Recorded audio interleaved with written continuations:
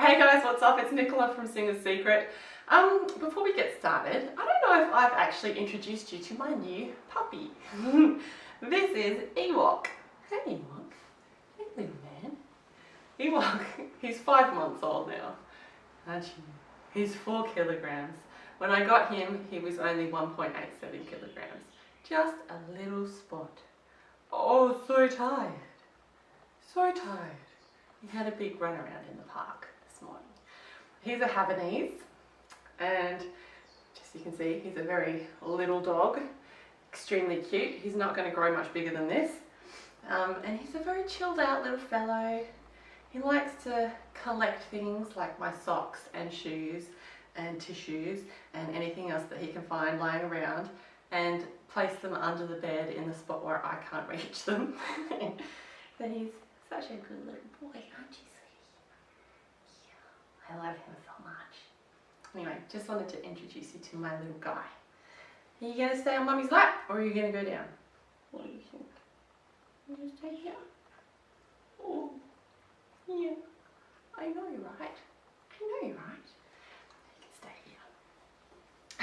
here. Today, let's get into the video, finally, after all the puppy smoochy love. I just love my little guy so much. We're going to talk about how to stand out as a singer. I've got three different tips for you on how you can stand out from the crowd as a singer in your chosen area.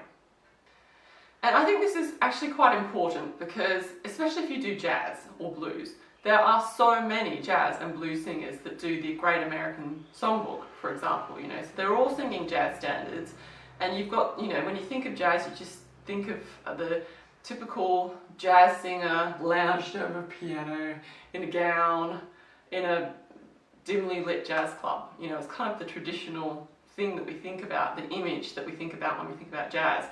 So how do you stand out from all of the other singers in your area to make sure that you're memorable and you get gigs?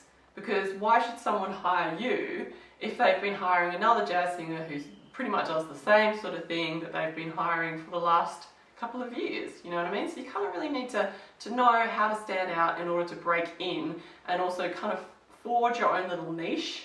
I think they say niche in America, but your own little niche to make yourself stand out. So the first thing that you can do is to be very selective with your repertoire, right down to the point of even just choosing one area of jazz to specialize in.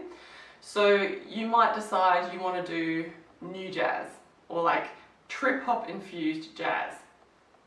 And you won't find nearly as many singers who are doing this sort of repertoire. So you could sing songs from like Beatty Bell, you could add some electronic synths with some Melody Gardot type songs and things like that, and kind of create a little bit of niche that way. You could do just like really traditional 1920s sounding music, so pick songs just from the 1920s and create like more of a it doesn't necessarily have to be like a Gatsby band or anything like that, but it can just be branded like 1920s, and that can be your thing. So every time someone's doing like a 1920s event, they're going to think of you first because you are predominantly 1920s. So if you kind of narrow your genre down a little bit to like a subgenre, that is one way of really standing out, because you're cutting out all of the fat and just being like a jazz singer to being a 1920s jazz singer, or a jazz singer that does predominantly New Orleans stuff that kind of originated from that area specifically, or you use a piano player that does kind of more of the ragtime, stride kind of a sound. So you're really kind of, you know what I mean? You're kind of creating a little niche. It's all about narrowing things down.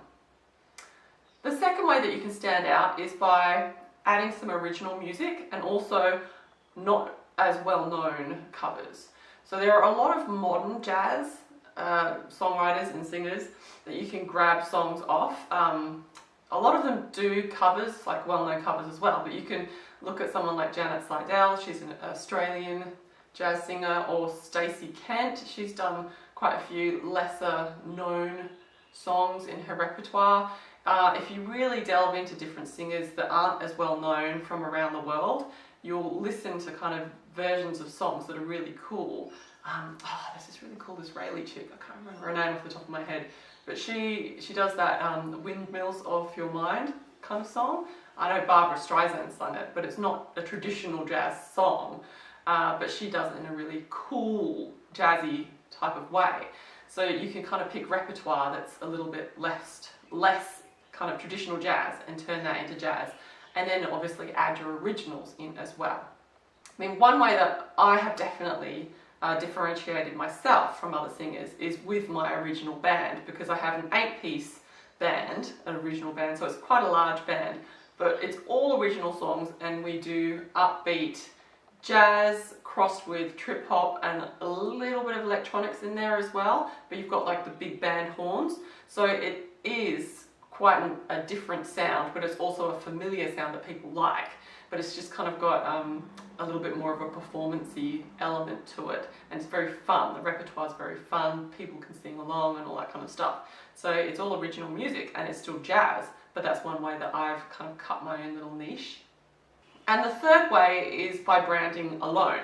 Instead of just being, you know, your traditional jazz singer in a gown, looking glamorous, I mean, yeah, of course we all want to look glamorous, but you could be like a gothic vampire jazz singer.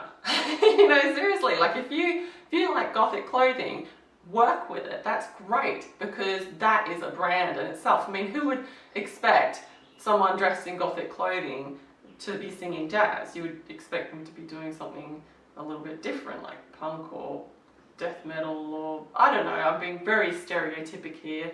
Very stereotypical here, and I'm sorry if you are, if you do enjoy wearing gothic clothing, and I'm totally walking all over your thing here, but I'm using it as an example. So, you know, I think there was a Fringe show that I was looking at once, and there was a girl who had like multicolored but bright pink hair, and she played the flute, and she wore like, you know, those kind of Japanese socks where you wear them all the way up with the big platform shoes. She kind of wore that with the pink hair. It was really cool, like overall look. And her whole website was branded pink and kind of punky, rocky. But she played the flute and she sang jazz.